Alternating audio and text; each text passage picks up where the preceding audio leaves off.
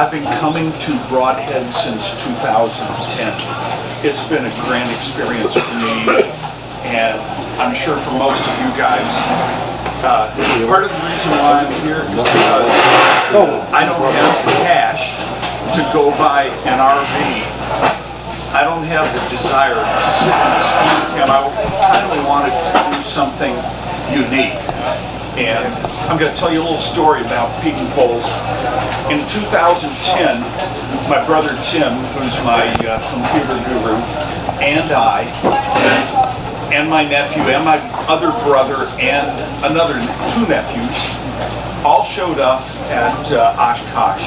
And on Sunday I said, Tim, guys, let's go down and see the Pietenpols. They said, no, we want to go see the RV now. So we all went and looked at the RVs. Next day, on Monday, I said, hey, let's go see the Pietenpols. They said, no. Oh, no, we got to go get the Honda cab.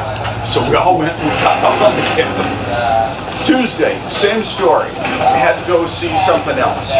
Wednesday, I said, guys, come on, we got to go see the Pietenpols. I hadn't seen one. They'd never seen it. So we go down, we see Dick Naberto, we see Greg Cardinal, we see a couple of other guys with their Pete's. And they walked up to him, they looked at him, they said, holy SH, you know what? It's about airplane that you could fly, and why didn't you tell us? I said, I've been trying to tell you for almost a week now. Well, such is the deal with Pietenpols. What I'm going to tell you about today is how I've discovered how and where to pick up parts for your Pete or whatever you need for a song on a shoestring, so to speak. So, anybody in here buying a Pete for $20,000? Anybody in here buying a Pete? I know a few guys have, but you know, it's a lot more fun to build one. It's a lot more fun to become part of this overall experience in this group of people. That's what I've tried to do. So, where do you put a Pete together affordably? And affordably is kind of a personal thing. So, years ago somebody said, go find yourself a partially completed project. It is the equivalent of a fast build kit for a Pietenpol. Now, I know there are some purists, maybe in the crowd, maybe out of the crowd, who say, no, you gotta start from scratch. You gotta cut all your spruce on a table saw, and you gotta do 100% of that work yourself. I'm not sure if that fits everybody in this room. It certainly didn't fit me. So, a partially built project is your fast build kit. Any number of items can be acquired through your local chapter, through forums like the Matronics site and our own new PPA forum,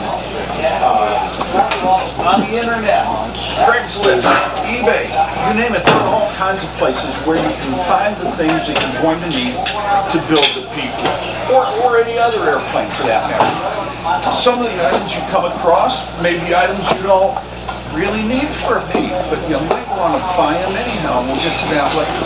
So anyway, you can buy wood, spruce, right here at McCormick's Lumber. Everybody know about McCormick's Lumber? Great place. Spruce here is $9 a board foot. In Houston, it's $15 a board foot. So it's cheaper to buy it here and truck it wherever you want it. Bolter Plywood sells Okume plywood, which is waterproof marine grade plywood. Why would you use it? Because it's about 1/4 the cost of Baltic birch, and you can put it in boiling water for 24 hours and it does not delaminate. Good stuff. After EAA is over, look in the back in the classified ads of Sport Aviation magazine, and you will see Bolter Plywood putting all their stuff on sale for very good prices. I bought all of the plywood for my airplane, the leading edges, all of the 16th inch plywood for my gussets, for the ribs, the 1/8 inch ply, the 1/4 inch ply, the 5/16. I bought everything for $200, including shipping. It's a screaming deal. And then Michael Kai, who isn't here today, has a really favorite saying, and that is, go talk to your Uncle Tony. Who's Tony? Tony Bingalis. Thank you. Tony Bingalis wrote a 4-volume set, which any builder has to have in their, alongside their bedroom table, so that you can read it before you crash at night. The Bingalis books go on sale every single year. Immediately after EAA AirVenture, you can buy the 4-volume set, not at $100, you can buy it for $60 from EAA Direct. So they're highly recommended, along with other books, but you'll find out which ones you need later. So, how about buying that project? When you go buy a project, you really need to know what you're looking at.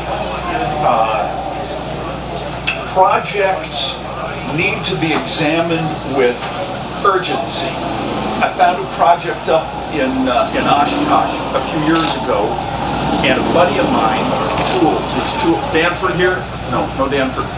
Tool said, you need to come up right now. I said, really?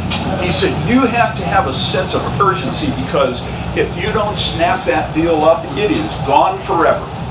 I said, really? He said, yep. So he gave me an airline ticket. He's a Delta pilot. Gave me an airline ticket. I flew up here on his buddy pass, whatever it was, and we went and we picked up the Peak project. The project included 24 turnbuckles. It includes 6 instruments. It had all kinds of things. And they gave it to me. It was from an estate. We're all going west someday, and when we do, we ought to leave things to somebody who's going to take care of those things and use them the way they would have wanted them to be used. 2 years ago, I bought another project for the cost of spars.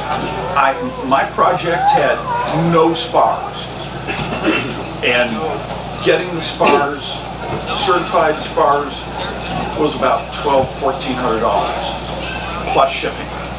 So I found this project up in Minneapolis. I bought the project for $1,500, and I'm a happy camper. Tell everybody you know that you're building a Pietenpol, and you would be surprised. People will call you up and say, hey, you know, there's a Pietenpol sitting in the hangar out of West Houston Airport. It hasn't moved in 12 years. Can you use some parts off of it? You'd be surprised, people.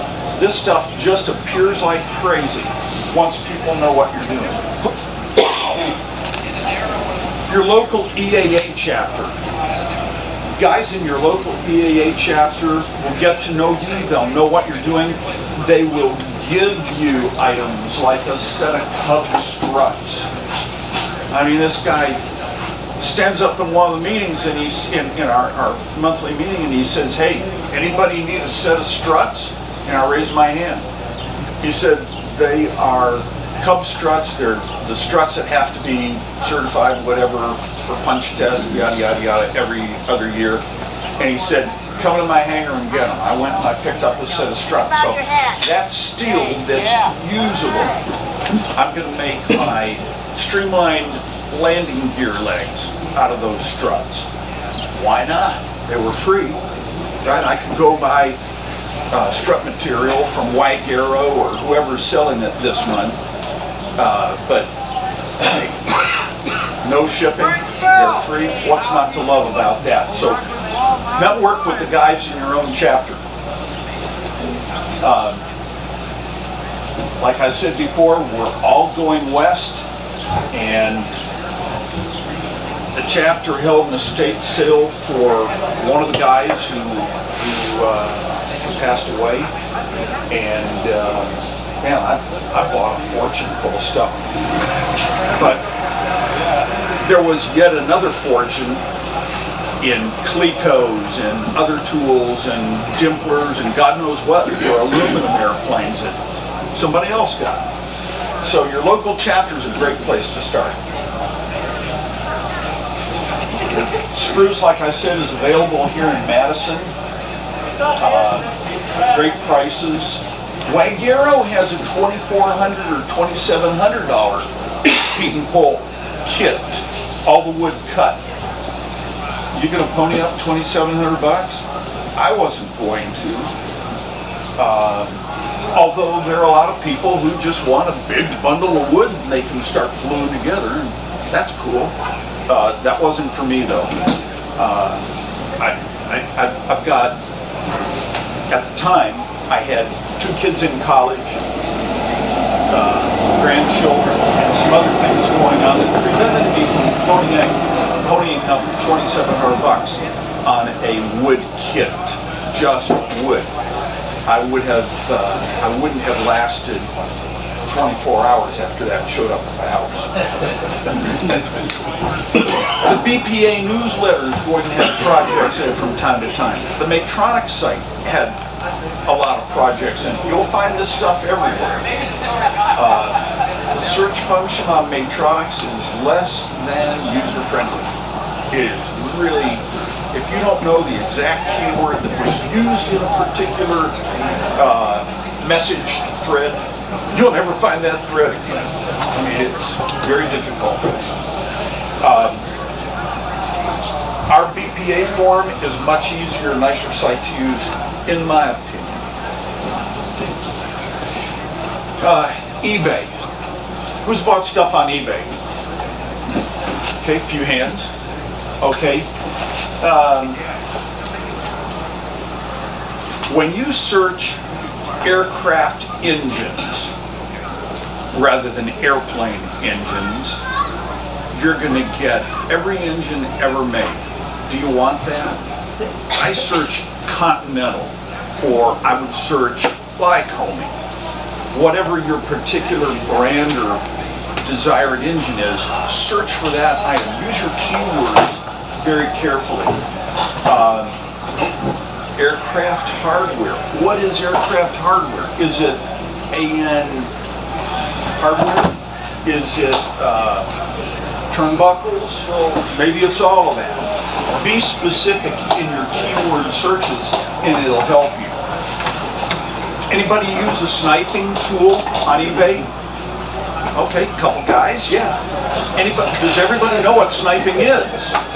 Okay, so sniping is where you use a special piece of software that places your bid a few seconds before the end of the auction. If you want a real adrenaline rush, go put that bid in at 4 seconds till the end of the auction. Click it. Make sure you practice this a couple of times, because if you don't do it right, you will not get that auction.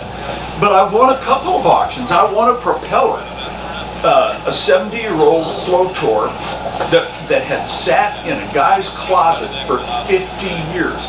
He and Mom were moving out of the house.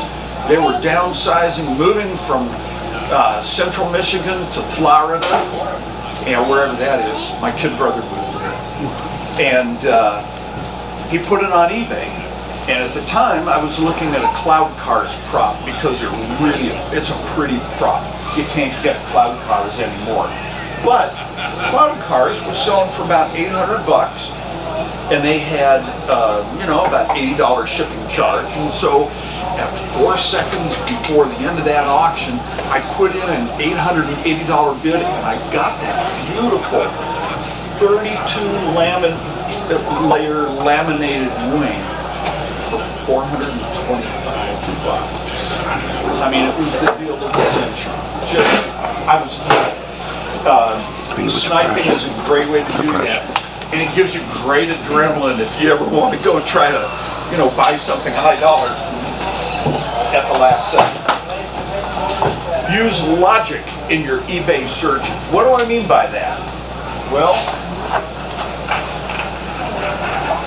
a complete engine isn't going to be $1,249. It's going to be $1,500, $6,000, $8,000, $12,000. So when you search Continental 0200, for example, or Continental A65, if that's your flavor, and you go to the search window that says highest first, it will show you the highest priced item, and that'll be your complete engines. If you invert that and search lowest price, you'll get nuts and bolts for an 0200 or an A65.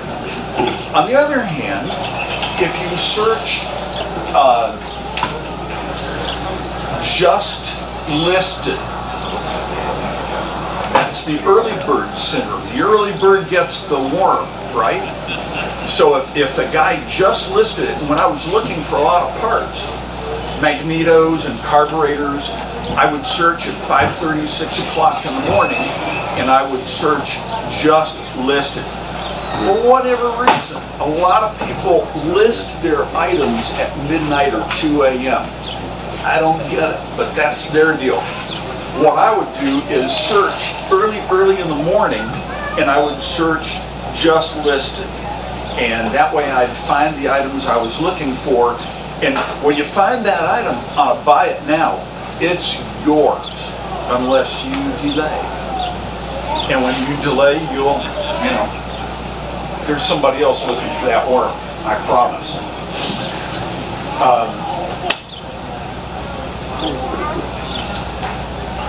C.M. Ruggles. The lady's name is Patty. She is in beautiful downtown Plymouth, Indiana. Plymouth is between South Bend, Indiana and Indianapolis, somewhere on Old 131. Patty's brother is an airline pilot. He travels all over the country, and his hobby is going into little airports and buying out every piece of stock, new old stock, that FBOs have. So when you search, when you find C.M. Ruggles, you can go into that screen in your eBay and you can save the seller. And then every other day or whenever you want to, you can go to C.M. Ruggles. She's got a brother, like I said, who has his own website as well. And they tend to have a lot of antique airplane parts.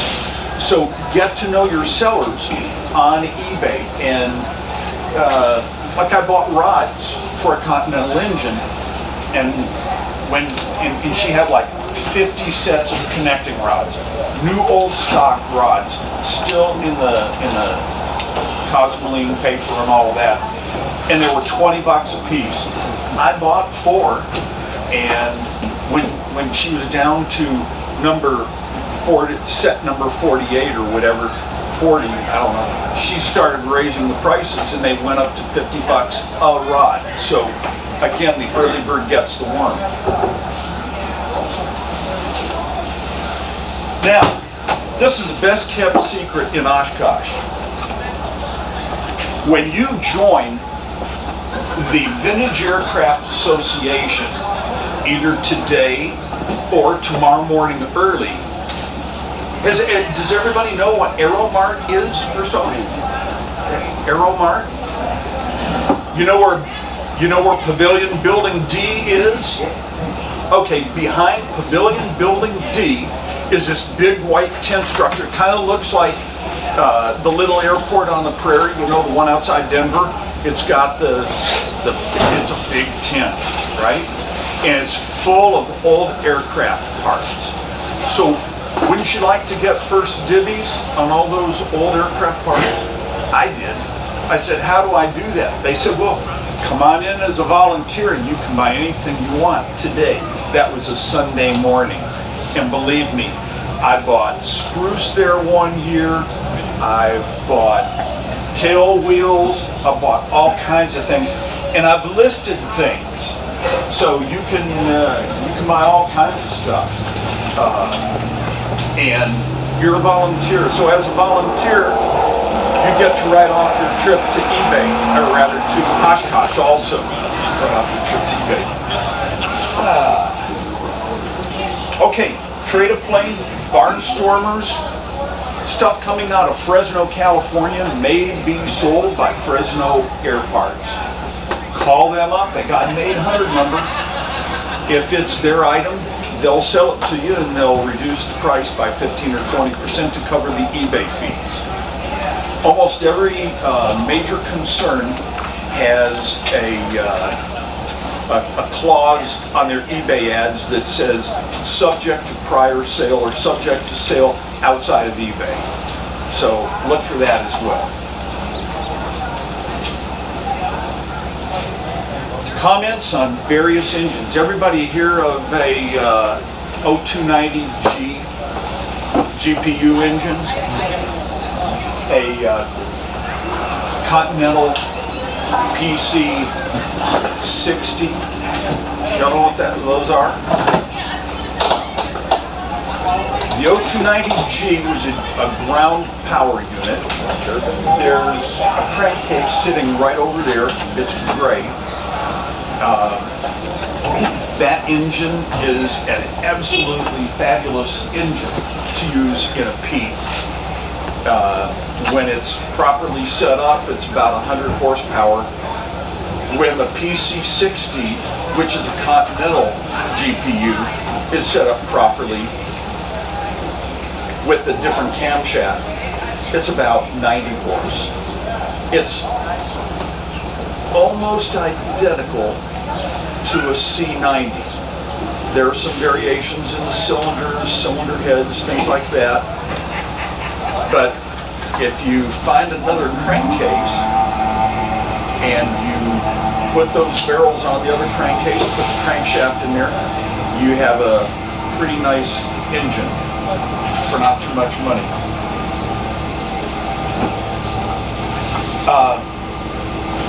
Man, almost every engine imaginable has been used in the Pietenpol.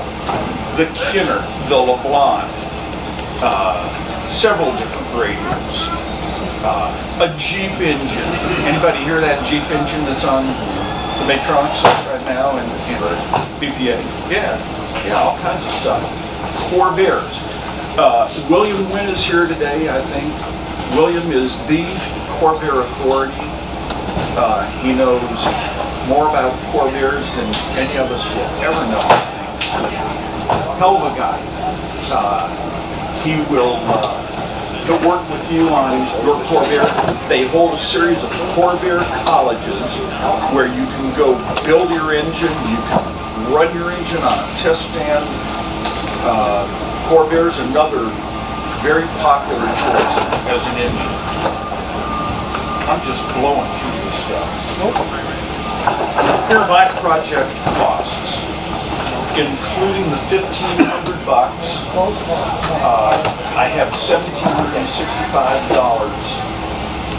No, $2,400 in the structure to date. I have $1,765. I found an 0200 on Craigslist in North Carolina. Did I took this when I searched nationally? No. So I use a website called XTADS, EXTADS.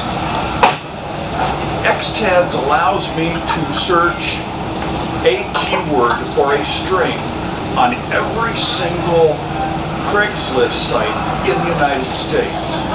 So I'm searching 0200, and this was, I want to say, September of one year, and there was an ad in the Carolinas somewhere for an 0200. It was like $1,000 or $1,200, and I called the guy up and I spoke with him.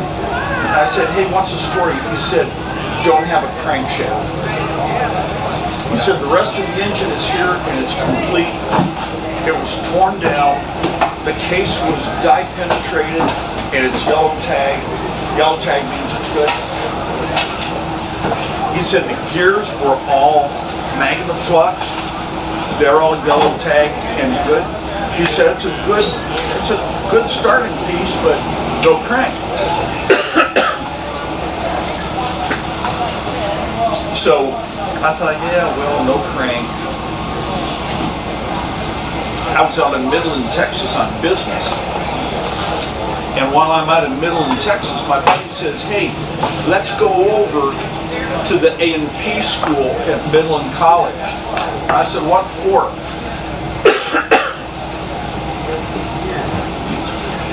And he said, they got a bunch of old engines laying around. So I went to Midland College, and he introduced me to the director of the program, and the guy said, yeah, come on into the warehouse. And I bought 2 PC60 GPU engines for $150. So I've got 2 crankshafts, 8 rods, 8 pistons, and 8 barrels if I want to use them, along with lifters and all other kinds of stuff, nuts, bolts, you name it, everything.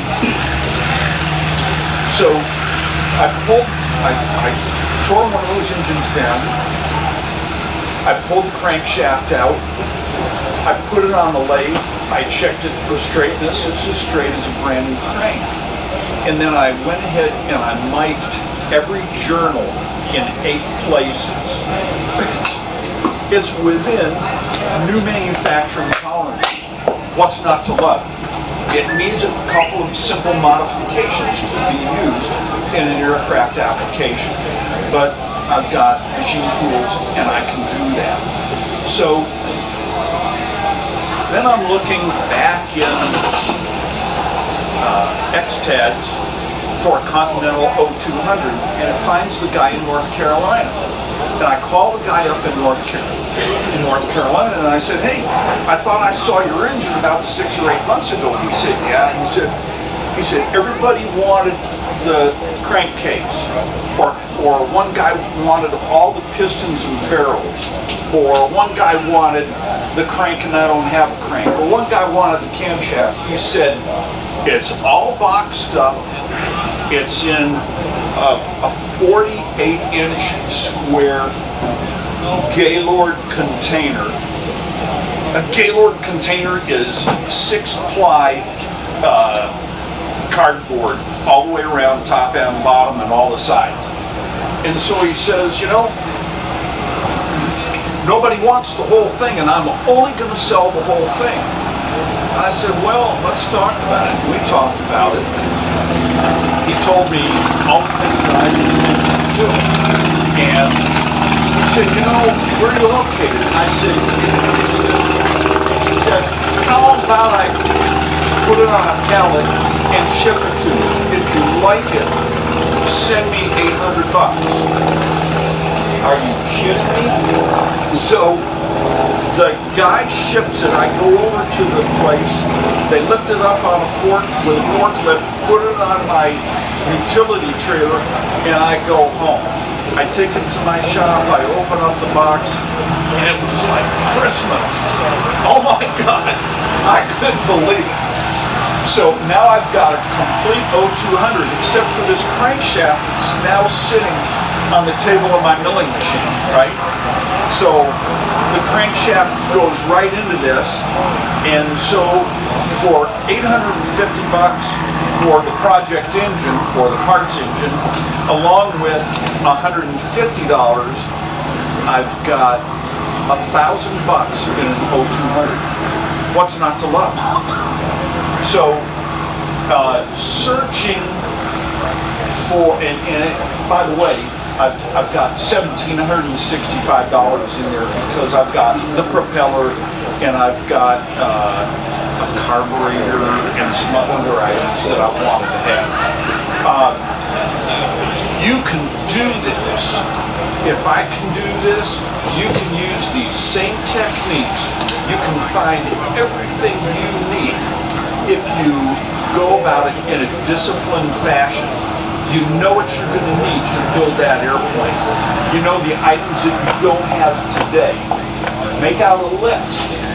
Go off and find this stuff. I mean, I wanted real pretty Acrons or Baroni aluminum rims from a motorcycle, right? And I found those on eBay. I just searched aluminum, I searched aluminum motorcycle rims. And I found those. I got $60, whatever it was. I found a nice Beckett 720 channel radio with intercom for $1,400. That's a real high dollar radio. The radio itself is about $1,800. You can do it. If I can do it, you can do it. So, do I have any questions? Just to make a comment about those GPU engines. Yeah. They're all over the map. And I think I had two engines and still at the barn for sale, and I don't even 12 years ago. So it's those things of being knowledgeable, wanting to get the hunting and want to buy things quickly. Oh yeah, I agree. Great point. Yeah. It's not worthless. There's actually a guy, in fact there are several people who have converted that engine with the crankcase in particular with a table saw or hacksaw, and they have cut all of the worthless appendages off of that crankcase to lighten it. And then they've gone off and they've created their own intake, downdraft intake manifolds, and that engine runs absolutely beautifully. You put the O200 or the C85 or 90 camshaft in it, and you've got an 85 to 100 horsepower engine right now. Yeah, and I just say that it's like, I would say that there's an interesting point about people, there are a lot of projects that are started, and I think our mission really is, okay, so let's get going. Absolutely. Absolutely. Sometimes your mission is the virtue of getting things done, I've heard from others, but you can accumulate a whole lot of stuff and still not an airplane built. And I think the GPU engine in particular, but I went down that road.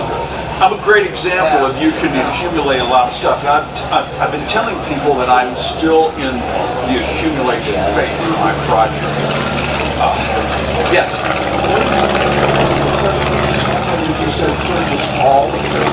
Nope, it is a website. I'll go to it in just a minute. Yes, sir. I've got a couple comments. A buddy of ours in our local chapter was a teacher at the high school training school, and they got rid of all the 65 horse Continentals because they had to be hand propped. They don't have electric starters. And the schools thought that was too dangerous for the kids. And so they said, we don't want to use these engines, get them out of here, throw them away. And he said, yeah, I'll put them on my truck and take them over to the dumpster if they make it. And he got a bunch of parts and several, yeah, he did several engines and a slug of Continental 65 horse parts. And where are those I got today? the benefit. I'd like to help transport them to the dump. And another buddy of mine, you know, in the back of the aviation magazines, there are groups that say, donate your airplane, get a tax reduction. Yeah. He said, what happens to that stuff? And so he called, and a lot of times it's a religious organization, and they sell them or do something with them. And one of the things they had was an O235 Lance Air, complete. The man had passed away and his estate had donated it. And he said, well, how much you want for it? And it was not very much at all. I don't remember the price. It's been several years. He bought it, hauled it home, kept it for God knows how long, and said, you know, I'm never going to get around to this. And he turned around and sold it to another guy and made money on it. No kidding. But it's worth calling those places to see what they have. Absolutely. Yes, sir. I had some discussions with people about the Corvair, and remember one gentleman mentioned that he feels necessary that a fifth bearing go on if the Corvair is going to sit in the pond. Can you comment on that? I'd rather defer to William Wynn when William gives his presentation. Oh, is he here today? Yes, he's here today. Okay. There's his white trailer. He knows everything there is to know about Corvairs. I was thinking about a Corvair, but then the 0200 stuff popped up in my life, and you know, what I'm building. Yeah, I think he's on at 3, but there's a schedule of all the other forums. Okay. But I think he's on at 3. Wicks Aircraft Supply has spruce. They have kids too down there. Oh, is? Oh, yeah. Good. All right. So, kind of in closing, before I bring up a couple of websites, I'm going to show you. There are some takeaways here. This is up to you. You can do this. I'm absolutely positive. From my own experience, I know you can search, you can find these things, you can build the airplane you want on a budget that you can live with. I've got like $6,000 total invested in my project, but it's been over 6 or 7 years. And I've got a structurally complete fuselage and tail feathers. I've got spars, I've got ribs, I've got wheels, I've got engine, I've got radio, I've got transponder, you name it. I pretty much have it. It's a big kit. It's a big erector set that I just need to put together. And I told my wife, honey, when I get back from Oshkosh this year, that's all I'm doing in my spare time is putting the kit together. She said, yeah. I'll believe that. So, I got all of my wood off. oh yeah. Corky Corbett, yes. The late great. Really? Oh man, yeah. Dave Aldrich, right here, cut cap strips a number of years ago, and I bought a 4-inch by 70-inch tube, or whatever, a 65-inch long tube of cap strips for Dave for a song. I don't know, I can't even remember what I paid for it, but it was like $110 or something, including shipping. It was ridiculous. So you can find this stuff. It's out there. And thank you again for that. I appreciate it. Does anybody want to see X-tags? Okay. Jim, while I do here. Never listened to what I said before. Coming out to the guy. They're big brothers and they're little brothers. No, we don't call them little brothers. We call